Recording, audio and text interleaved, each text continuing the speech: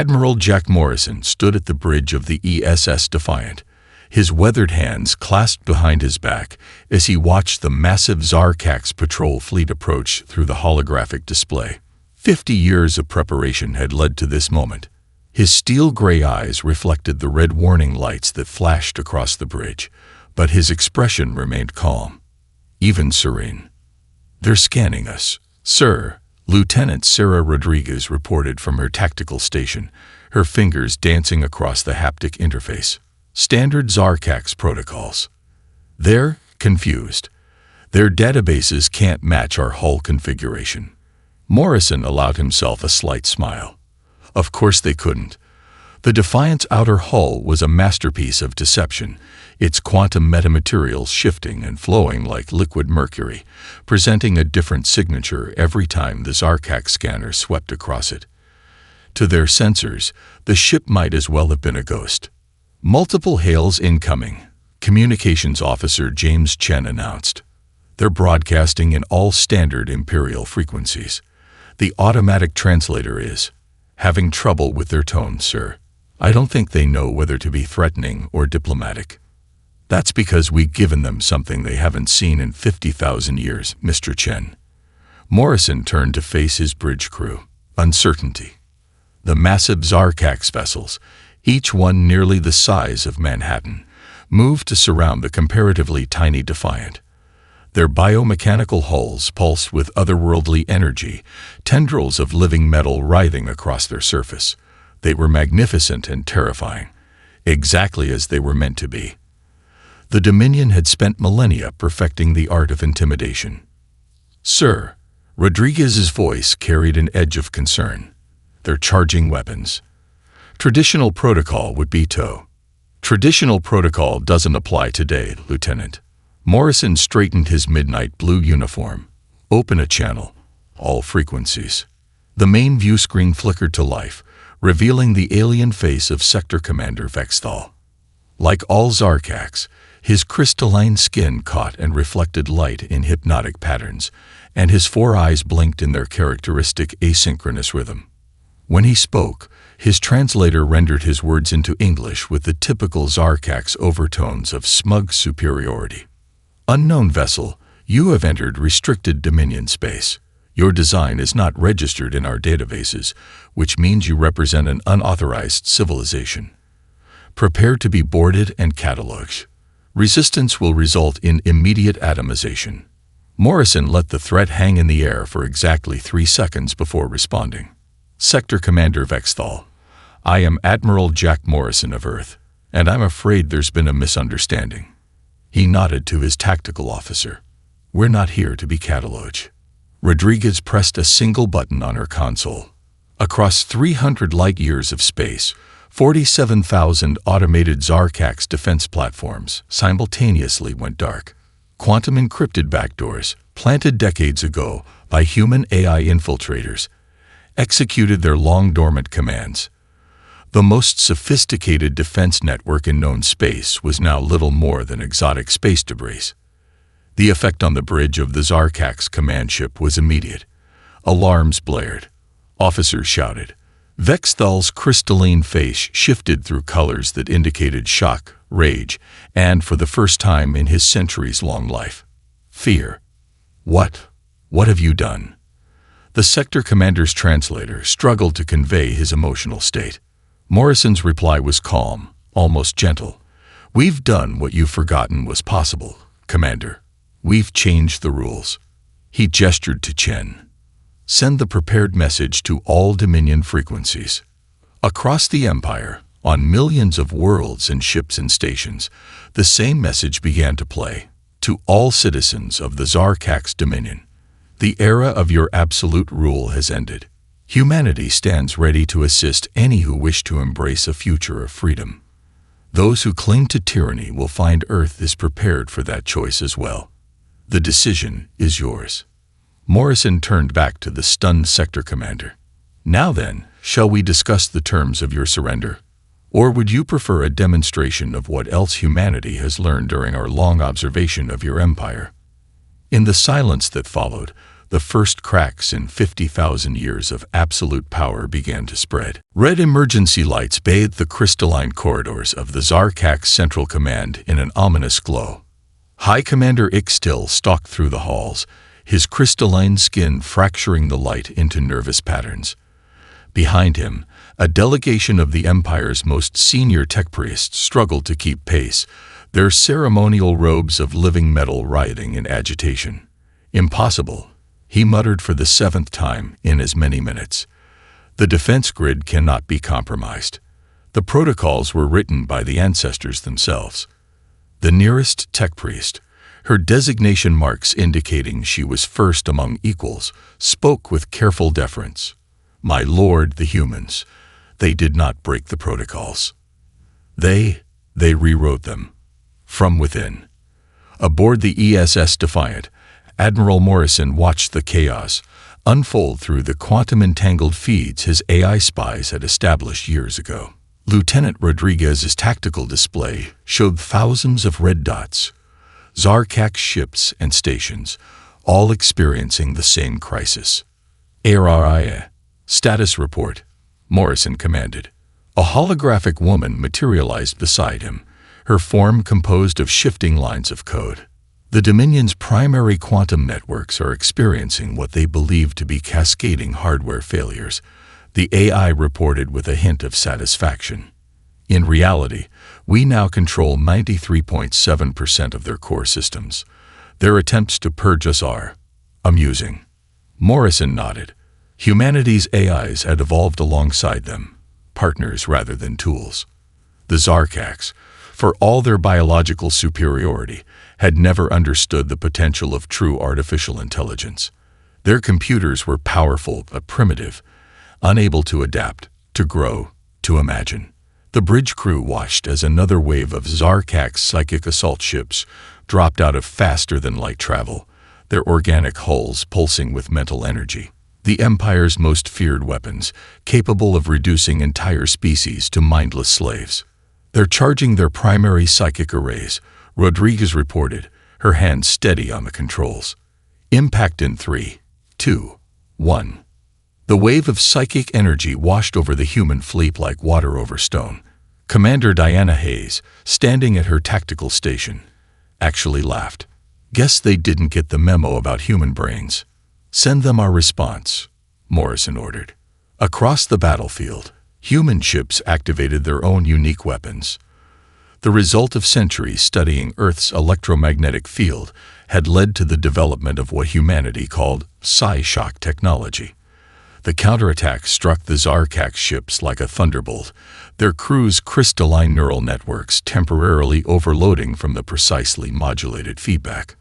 But while the Dominion fleet reeled from the failed assault, something else was happening. Tiny objects, no larger than satellites, detached from the human vessels. Stealth probes, their surfaces covered in light-bending metamaterials, began their silent journey toward key strategic targets throughout the sector. On the Zarkak's command ship, High Commander Ixtil received the damage reports with growing horror. "How?" he demanded of his tech priests. "How are they resistant to the Mind Scourge?" The first among equals consulted her living metal tablets. "My lord, preliminary analysis suggests their neural patterns are chaotic, evolved under constant electromagnetic bombardment from their star and planet. Our targeted frequencies simply dissolve in the noise of their minds." Ixtil's skin shifted to the deep purple of rage. "Then we shall destroy them the old way. Launch the planet killers. All of them." Back on the Defiant, Aria's holographic form flickered with what might have been amusement. "High Commander Ixtil has just issued the exact order we predicted, Admiral. The probes are in position."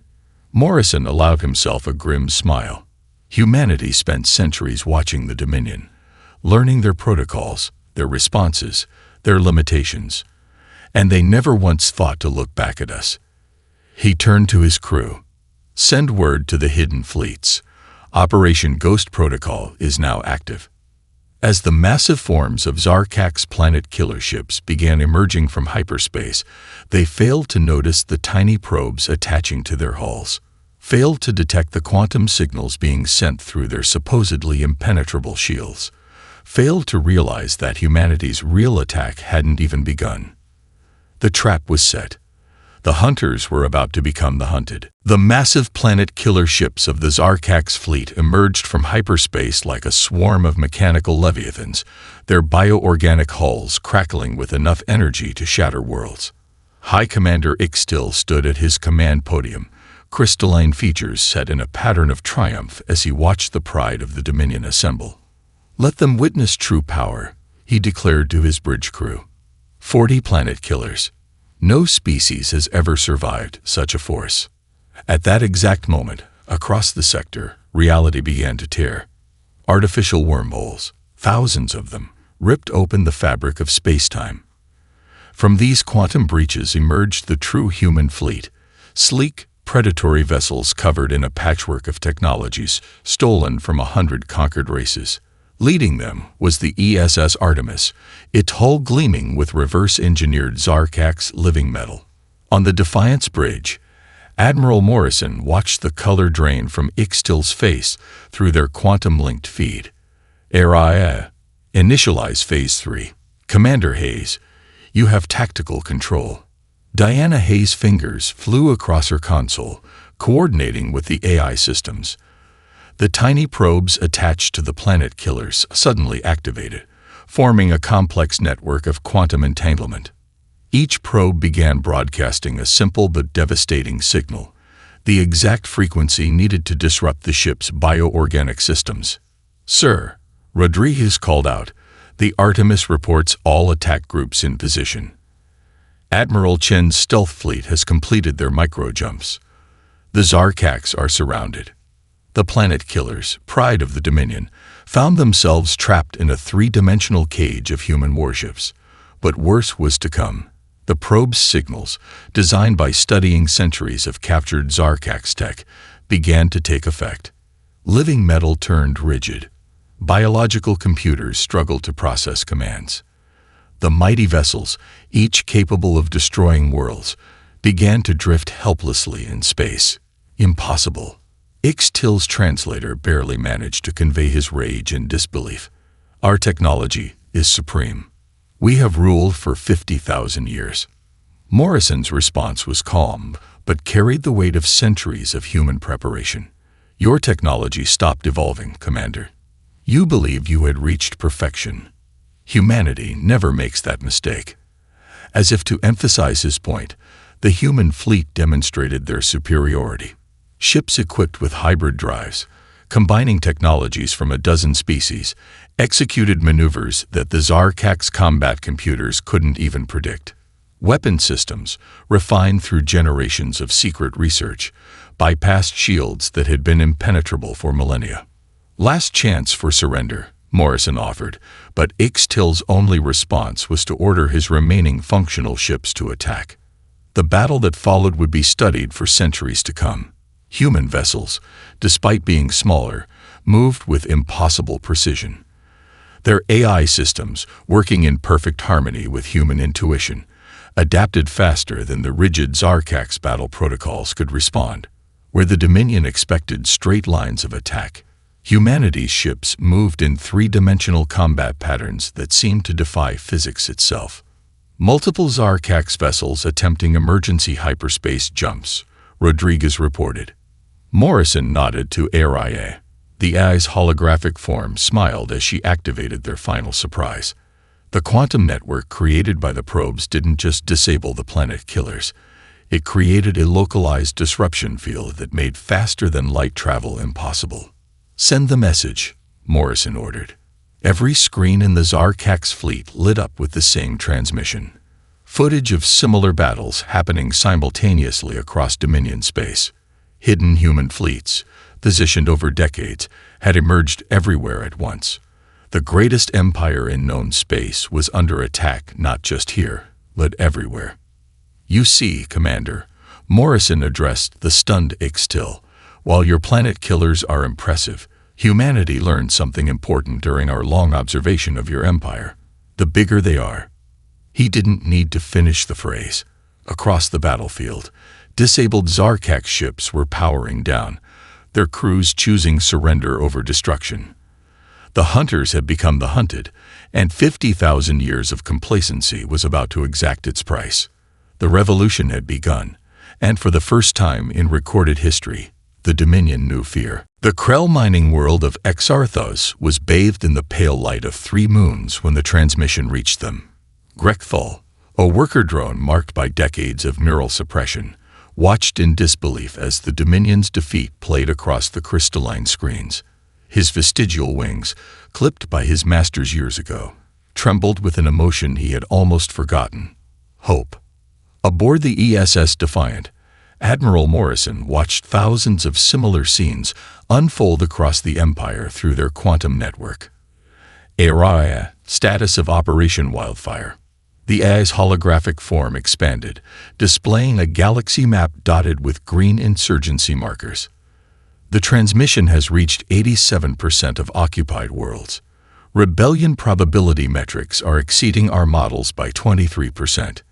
Commander Diana Hayes stepped forward, her tactical display showing real-time updates from her special operations teams. "Sir, the Krell are moving first. Their neural suppressors are failing exactly as we predicted." The Zarkaks had never understood the fatal flaw in their control systems. They relied on crystalline technology, predictable and unchanging. Human quantum computers had spent years analyzing the suppressor frequencies, finding the perfect disruption pattern. Now, across 1,000 worlds, millions of slaves were awakening. On Exarthos, Grekthal felt the familiar fog lifting from his mind. Around him, other Krell were straightening, their natural height returning as centuries of enforced submission fell away. The Zarkak's overseers reached for their control rods, but the weapons were as dead as the suppressors. Multiple uprising confirmations, Rodriguez reported from her station. The Krell mining facilities are being secured. Resource chain disruption at 64% and climbing. Morrison nodded. Commander Hayes, deploy your teams. Across Dominion space, sleek human dropships decloaked in high orbit. Each carried a team of special operations forces, led by officers who had trained specifically for this moment. They had studied every species, learned their languages, understood their cultures. This wasn't just a military operation. It was liberation. On the prison world of Nexus VI, Captain Sarah O'Brien and her team breached the main control center. The guards, expecting mindless slaves, found themselves facing an elite unit armed with reverse-engineered Zarkak's weapons. The prison's power grid failed precisely on schedule, the result of ARI's infiltration. "This is Captain O'Brien of Earth," she broadcast across the prison's comm system. "We're here to free you. Anyone willing to fight, head to Section Delta. We have weapons waiting." The response exceeded even their optimistic projections. Species that had warred for millennia united under the banner of freedom. Former prisoners, many of them military leaders before their capture, quickly organized into effective fighting units. Back on the Defiant, Hayes watched the revolution spread. "Sir, the Krell have secured 82% of critical mining facilities. The Nexus camps are reporting mass breakouts. The Dominion's resource supply chain is collapsing." Morrison studied the tactical display, watching green dots of rebellion spread like wildfire across the galaxy map. "Send in the support ships. These people have been slaves for generations. They'll need supplies, medical aid, and tactical support." Araya's avatar flickered. "Admiral, incoming transmission from High Command. They're begging for assistance. It seems several slave species have breached their inner sanctum." "Put it through," Morrison ordered, but his expression showed no sympathy for the panicked Zarkak's leaders. The transmission was chaotic. Crystalline architectures shattering, alarms blaring, and the once proud rulers of the galaxy pleading for help. Morrison let them finish before responding. "You built your empire on the backs of slaves," he said quietly. "Did you think they wouldn't remember? That they wouldn't dream of this day? Humanity didn't create this revolution. We just removed the chains." As the transmission cut off, Hayes checked her latest reports. The Krell have declared full independence. 3 other sector capitals have fallen. Sir, this is spreading faster than we planned. Morrison's expression remained calm, but there was a glint of satisfaction in his eyes. Sometimes, Commander, all the universe needs is a spark. We just provided it. Across the galaxy, slaves became citizens, prisoners became soldiers, and an empire built on subjugation began to crumble, not from the outside, but from within. In the gleaming biological laboratories of the Zarkak's extinction-class vessel Final Word, Chief Geneticist Melthor watched his life's work disperse into space. Clouds of engineered viral particles, designed to target human DNA with terrifying precision, spread between the stars through quantum-accelerated delivery systems. The plague is released, he reported, his crystalline features reflecting the satisfaction of decades of research. The humans will be reduced to protoplasm within hours. Aboard the ESS Defiant, Dr. Marcus Webb's medical lab erupted into action as the first sensors detected the biological attack. The young doctor's hands flew across his console, genetic sequences scrolling past at dizzying speeds. "ARIA, start running evolution simulations," he ordered, his voice steady despite the stakes.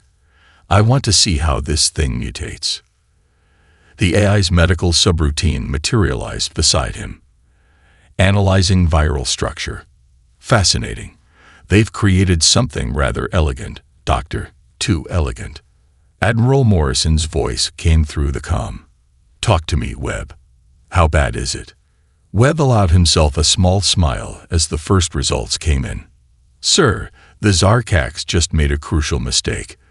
They designed this virus with their own mathematical precision. But human DNA..." He paused, watching another simulation complete. "We're messy. We're full of junk code and redundancies. We're the result of millions of years of random mutations and survival." On the bridge, Morrison watched the tactical display as the viral clouds approached their fleet. Meaning our immune systems don't fight like they're bioweapons. We don't look for perfect solutions. We throw everything at the wall and see what sticks. And after centuries of plagues, our immune systems are like evolutionary supercomputers. The first wave of the virus reached the outer ships of the human fleet. On the Final Word, Melthor waited eagerly for reports of human devastation. Instead, his sensors showed something impossible. The virus was changing. Dr. Webb's voice carried a note of triumph as he reported to the bridge. "Sir, our immune systems aren't just fighting the virus. They're rebuilding it. Every person it infects causes it to mutate in unpredictable ways, and ARIA is helping us direct those mutations." Morrison turned to his tactical officer. "Lieutenant Rodriguez, what are you seeing?" She studied her displays with growing amazement. "The viral clouds, they're changing color, sir, and they're starting to move against the Zarkak's currents." In his lab, Webb watched as ARIA's simulations confirmed his theory. The Zarkaks designed this virus to be perfect, unchanging. But life isn't perfect. Life adapts, and we've just turned their weapon into the universe's best tracking system. "Explain," Morrison commanded. "The mutated virus is now keyed to Zarkak's biology. It won't harm them. Their crystalline immune systems are too rigid for that, but it will stick to them. Every ship, every station, every hidden base they have, we'll be able to track them by following the viral mutations." On the Final Word, panic spread as fast as the changed virus. Melthor watched in horror as his sensors showed human ships following viral traces to previously hidden Zarkaks installations. Their most secret bases, their evacuation points, their supply caches, all revealed by their own weapon. "Impossible," he screamed, his translator struggling to convey his distress. "You cannot turn our perfection against us." Webb's response, broadcast across all frequencies, carried the weight of Earth's long biological history. "That's your problem. You pursue perfection. We pursue survival. And survival means adapting, changing, embracing the chaos of evolution. Your perfect virus just became our perfect tool. Admiral Morrison watched as new tactical data poured in, previously hidden Zarkax positions revealing themselves across the sector. Send word to all human ships and our allied forces. The Dominion's cloak of secrecy is broken. Every hidden card they had is now visible. In the medical lab, Webb and ARIA continued their work, turning generations of human medical science against the empire that thought biological warfare would be their salvation. The virus spread, mutated, adapted, just like the species that had rewritten it. The hunters had unleashed their perfect weapon, only to find that perfection was no match for adaptation. Commander Diana Hayes crouched in the shadows of the sacred cloning facility on Zarkax Prime, her adaptive camouflage suit perfectly matching the crystalline architecture. Through quantum-encrypted comms, she heard her team reporting ready positions around the massive complex. Omega Team in position. Lieutenant Mike Torres whispered from his perch near the central spire. "You're not going to believe these readings, Commander." Beta Team set. Sergeant Sarah Jackson added. "Security patterns mapped. They're exactly where our freed slaves said they'd be." Hayes checked her tactical display one final time. The intelligence gathered from liberated worlds had led them here, to what the Dominion called their cradle of immortality. The facility's security was legendary. Automated systems, psychic barriers, and elite crystal-clad warriors. But they had never faced Earth's best. ARIA, Hayes vocalized. Begin Operation Genesis. The AI's infiltration protocols, inserted months ago through the facility's maintenance systems, activated simultaneously. Security fields flickered. Sensor arrays reported false data. The elite guards, their crystalline armor normally synchronized through quantum links, found their systems corrupted with conflicting commands. "All teams, execute," Hayes ordered. The strike was precisely coordinated. Torres's sniper team disabled the communication arrays with modified electromagnetic pulses, carefully calibrated to the exact frequency that disrupted crystalline tech. Jackson's infiltrators breached the lower levels, their hybrid tech suits allowing them to phase through walls that had stood impenetrable for millennia. Hayes led the main assault on the central chamber. As alarms finally began to blare, she couldn't help but smile. They were already too late. "Control room secured," she reported, watching her team efficiently subdue the Zarkax technicians. "ARIA, start the data dump." The facility's databases, containing the most closely guarded secret of the Dominion, began uploading to human servers. On the main screen, genetic sequences scrolled past, telling a story that would shatter an empire. "Command, this is Hayes," she transmitted to the Defiant. "You need to see this." Admiral Morrison's voice came through clearly. "Report, Commander." "Sir, we've confirmed the intelligence from the freed slaves. The Zarkax, they can't reproduce naturally anymore. Haven't been able to for thousands of years. Their pursuit of perfect crystalline biology made them sterile. This facility isn't just important to them. It's the only thing keeping their species alive." In the chamber below, Hayes watched as her team discovered rows upon rows of cloning tanks. Each contained a perfect copy of an original Zarkax, their DNA carefully preserved from before their species transformation. "Their entire population," Hayes continued. "Every Zarkax in the Empire.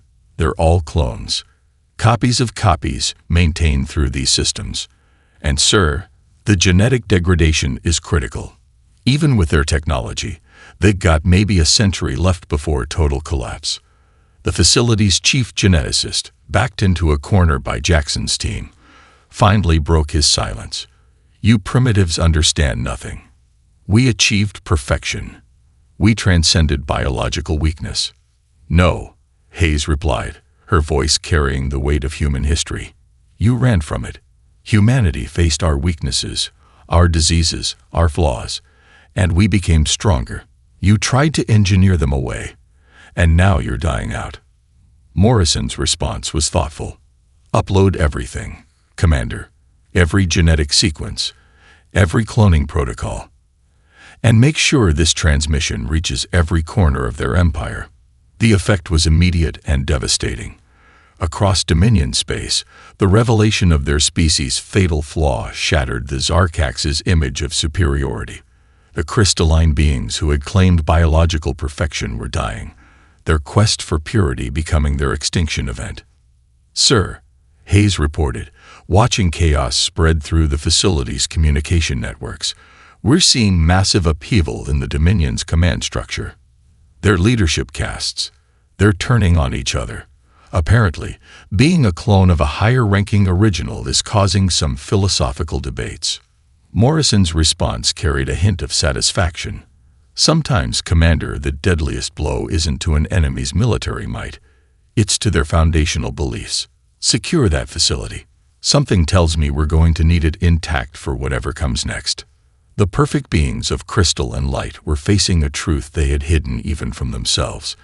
In running from evolution's chaos, they had embraced extinction's certainty. Neverfall, the capital world of the Zarkax Dominion, lived up to its name for exactly 49,999 years and 364 days. On the last day of its 50th millennium, Admiral Jack Morrison stood on the bridge of the ESS Defiant and gave the order that would end an empire. "All ships, execute Operation Checkmate." The human fleet emerged from quantum space like a thunderstorm made of steel and defiance. Each vessel carried technology reverse-engineered from a different subjugated species, combined in ways the Zarkax's rigid minds had never imagined possible. Multiple Dominion warships on intercept, Lieutenant Rodriguez reported, her hands dancing across the tactical display. "They're deploying in standard geometric patterns." Morrison nodded. "Just as predicted. AI, initiate combat protocols." The AI's avatar smiled as she linked with every ship in the human fleet. Combat algorithms adapting. Deploying randomized attack sequences. The battle that followed would be studied in war colleges for centuries to come. Where the Zarkax ships moved in perfect, predictable formations, human vessels seemed to dance through space itself. Each captain, supported by their ship's AI, executed maneuvers that appeared chaotic, but formed part of a larger, devastating strategy. "Sir," Rodriguez called out, "the hive mind ships of the Krell Liberation Fleet have joined the attack. Their organic technology it's synchronizing with our eyes." On the main view screen, Morrison watched as former slaves turned the techniques of their oppressors against them. Krell ships, their neural networks now free from suppression, moved with an instinctive grace that matched human unpredictability. Other liberated species joined the assault, each bringing their unique abilities to the fight. "Status of the planetary shields," Morrison demanded. "Falling exactly as planned." Commander Hayes reported from her position on the surface, her strike team having infiltrated Neverfall's main defense complex. "The codes we extracted from their cloning facility are working. Their own security systems think we're the originals they were programmed to protect." The Zarkax response was desperate and fierce. Planet killer ships, the few that remained operational, moved to protect their capital. But humanity had planned for this too. "Deploy the hybrid drives," Morrison ordered. Human ships activated propulsion systems that combined technologies from a dozen species. They executed maneuvers that the Zarkax combat computers classified as physically impossible, which meant their targeting systems couldn't track them. "Sir," Rodriguez's voice carried a note of triumph, "their flagship is hailing us." The image of High Commander Ixtil appeared on screen, his crystalline features fractured with rage and fear. "This is impossible. We are perfection incarnate. We have ruled for 50,000 years." Morrison's response was calm but carried the weight of history. "That's exactly your problem, Commander. You achieved what you thought was perfection and stopped evolving. Humanity, we never stop changing, never stop adapting. Every weakness we find becomes a strength. Every defeat teaches us. Every technology we encounter becomes part of our arsenal." As if to emphasize his point, the human fleet executed its final maneuver. Ships phased through Zarkak shields using Krell organic tech, disabled their weapons with reverse-engineered crystalline viruses, and targeted their command centers with precision strikes based on 50 years of careful study. Your empire falls today, Morrison continued, not because we're stronger, but because we never stopped learning, never stopped growing, never claimed perfection. The battle's outcome was decisive. Neverfall's defenses crumbled under the combined assault of humanity and its allies. The perfect geometric patterns of Zarkak ships shattered against the controlled chaos of human tactics. Their rigid battle computers crashed trying to predict the unpredictable. As the last shields fell and surrender signals began broadcasting across the capital, Morrison turned to his crew. Send word to all fleets. The age of the Dominion is over. The age of adaptation begins. The empire that had ruled for 50,000 years fell in less than a day, undone not by superior force, but by the very chaos they had spent millennia trying to engineer away. 3 days after Neverfall lived up to its name, Admiral Jack Morrison stood before the assembled representatives of over 1,000 species in the former Dominion's Grand Chamber. The crystalline architecture still sparkled, but now it reflected the diverse forms of countless races rather than just their former masters. The Zarkaks chose perfection. Morrison addressed the gathering, his voice carrying across the vast space. They achieved it, and it became their prison. Humanity chooses a different path. We choose evolution, adaptation, and now, we choose mercy. Dr. Marcus Webb stepped forward, presenting the results of his team's latest work. The holographic displays showed complex genetic sequences, the key to saving the Zarkaks from their impending extinction. Using the data from their cloning facilities, Webb explained, we've developed a way to restore their reproductive capabilities, to give them back what they sacrificed in their quest for crystalline perfection. The chamber erupted in shocked whispers. Many former slave species called for justice, for revenge. A massive Krell representative rose up, his restored wings casting shadows across the chamber. They would have let us die. The Krell's translator boomed. They enslaved us for millennia. Why show them mercy? Morrison's response was measured but firm. Because that's the difference between ruling through fear and leading through wisdom. The Zarkak's empire fell because they couldn't adapt. Let's prove we can do better. From her position near the chamber's entrance, Commander Hayes watched the former High Commander Ixtil approach the podium. His crystalline form, once proud and rigid, now moved with an almost organic uncertainty. We do not deserve this mercy, Ixtil admitted, his translator conveying genuine humility. Our perfection was our flaw. We forgot what it meant to change, to grow, to live. That's why you're getting a second chance, Morrison replied. Lieutenant Rodriguez, show them. The tactical officer activated the main display, showing the construction already beginning across former Dominion space. New stations were being built, combining technologies from dozens of species. Ships of hybrid design patrolled trade routes that had once been restricted to Zarkak's vessels only. This is the Galactic Senate, Morrison announced. Every species represented equally, every voice heard. Not because we're all the same, but because we're all different. Our strength lies in our diversity, in our ability to learn from each other. Aria's holographic form appeared, now incorporating elements of various species' digital architectures. The first joint research projects are already showing promising results.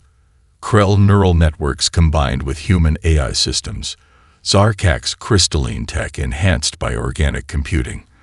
The possibilities are exponential. The chamber's mood shifted as species after species began to see the potential. Former enemies found common ground in shared knowledge. Ancient rivals discovered complementary strengths. Dr. Webb took the podium again. The Zarkaks sought biological perfection and found stagnation. Humanity never stopped evolving, never stopped changing. Now we offer that gift to everyone, not perfection, but perpetual growth. The vote that followed was historic. The Galactic Senate was established not through force or fear, but through shared hope. Even the Zarkax, humbled but preserved, took their place among equals. As the session concluded, Morrison stood with his core team on a balcony overlooking the capital. The city gleamed in the light of twin suns, but now it pulsed with the energy of countless species working together. "Did we do the right thing?" Hayes asked, watching Zarkax and Krell engineers collaborating on a new transport design below. Morrison smiled. "We did the human thing, Commander. We adapted. We learned. And most importantly, we helped others do the same." In the centuries that followed, the galaxy would remember this moment not as the fall of an empire, but as the birth of something greater. The species that had mastered adaptation had taught the galaxy its greatest lesson. True strength lies not in achieving perfection, but in never-ending growth. The age of the Dominion was over. The age of unity had begun.